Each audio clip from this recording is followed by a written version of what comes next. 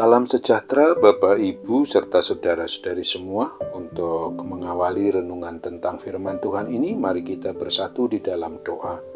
Tuhan Allah Bapa di dalam surga yang memelihara hati dan pikiran kami umat manusia, berfirmanlah kepada kami sebab kami bersedia untuk mendengar, dan atas pertolongan Roh Kudus mampukanlah kami agar boleh melakukan firman-Mu itu dalam hidup kami sehari-hari. Di dalam nama Tuhan Yesus kami berdoa. Amin. Sebagai nas renungan firman Tuhan hari ini diambil dari Kisah Para Rasul 1 ayat 11 yang berbunyi, "Hai orang-orang Galilea, mengapakah kamu berdiri melihat ke langit? Yesus ini yang terangkat ke sorga meninggalkan kamu akan datang kembali dengan cara yang sama seperti kamu melihat dia naik ke sorga." Sebagai tema yang diangkat dari nas renungan kita adalah makna dari hari kenaikan Tuhan Yesus ke sorga. 40 hari setelah hari kebangkitan Tuhan Yesus Kristus yang sudah kita peringati pada tanggal 17 April yang lalu, maka Tuhan Yesus dan para muridnya pergi ke Bukit Zaitun ketika itu di dekat Yerusalem. Di sana Tuhan Yesus menyuruh mereka untuk tetap tinggal di Yerusalem sampai menantikan Roh Kudus turun ke atas mereka. Tuhan Yesus memberkati mereka dan terangkat naik ke sorga. Ketika itu malaikat menyampaikan pesan bahwa Tuhan Yesus yang terangkat ke sorga itu meninggalkan mereka, bahwa dia akan datang kembali.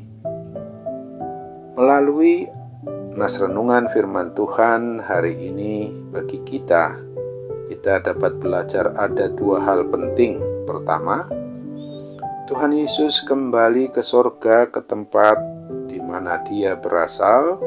Ini menandakan bahwa dia telah kembali kepada kemuliaannya yang maha mulia itu, karena dia adalah Tuhan. Yohanes 3 ayat 13. Kemuliaan dari Tuhan Yesus terselubung selama dia di bumi, kecuali saat peristiwa transfigurasi atau penyataan yang ditulis dalam Matius 17 ayat 1-9. Kenaikan Kristus itu juga menyatakan akan adanya peninggian diri dia sebagai Allah yang sungguh-sungguh mau beriman kepada Tuhan Yesus Kristus. Dia adalah anak yang dikasihi Bapa dan dikaruniakan kepadanya nama di atas segala nama. Filipi 2 ayat 9. Jika Tuhan Allah Bapa kita saja meninggikan Tuhan Yesus, maka sudah sepatutnya bahwa kita, umat yang beriman percaya kepadanya pun harus meninggikan dirinya senantiasa melalui diri dan juga keluarga kita dan kehidupan kita secara menyeluruh. Tuhan Yesuslah satu-satunya yang patut untuk kita sembah, puji dan muliakan dan melayaninya dengan sukacita. Kedua, Tuhan Yesus akan datang kembali untuk membawa kita ke sorga. Dia berjanji sebagaimana ditulis dalam Yohanes 14 ayat 3. "Dan apabila aku telah pergi ke situ dan telah menyediakan tempat bagimu, aku akan datang kembali dan membawa kamu ke tempatku." Tuhan Yesus Kristus akan kembali dengan cara yang sama seperti ketika dia naik ke sorga secara fisik dan tampak dengan jelas oleh para murid. Matius 24 ayat 30. Pada saat Kristus datang kembali kelak, maka kita akan dibangkitkan dan dikenakan tubuh surgawi. 1 Tesalonika 4 ayat 13 hingga 18.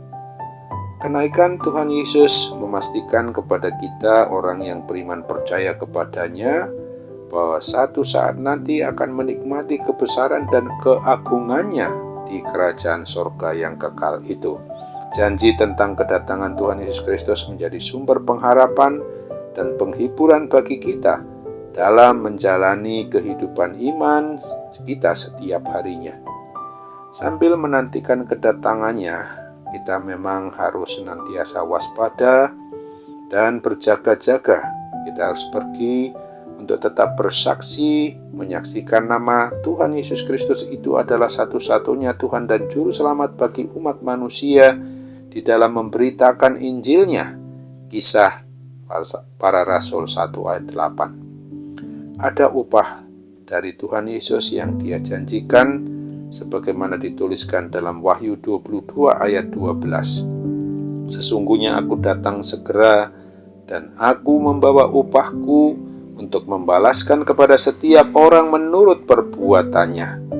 Pada hari peringatan kenaikan Tuhan Yesus ke sorga yang kita sudah rayakan pada hari Kamis 26 Mei 2022 yang lalu dan menjelang peringatan hari turunnya Roh Kudus pada hari Minggu 5 Juni 2022 yang akan datang, marilah kita persiapkan hati kita untuk menyambut kedatangannya satu saat nanti dengan sungguh-sungguh hanya Dia yang telah dan akan datang itu yang memastikan, tetapi kita belum mendapatkan kapan itu terjadi.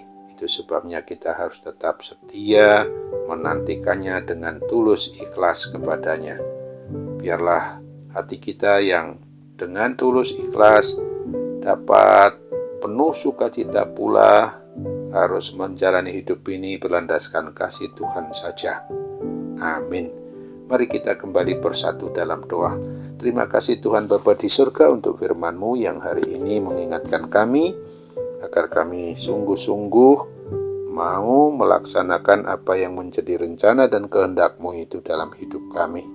Kami hanya andalkan sepenuhnya firman-Mu itu boleh berlaku dalam diri kami, hanya dalam nama Tuhan Yesus Kristus. Amin.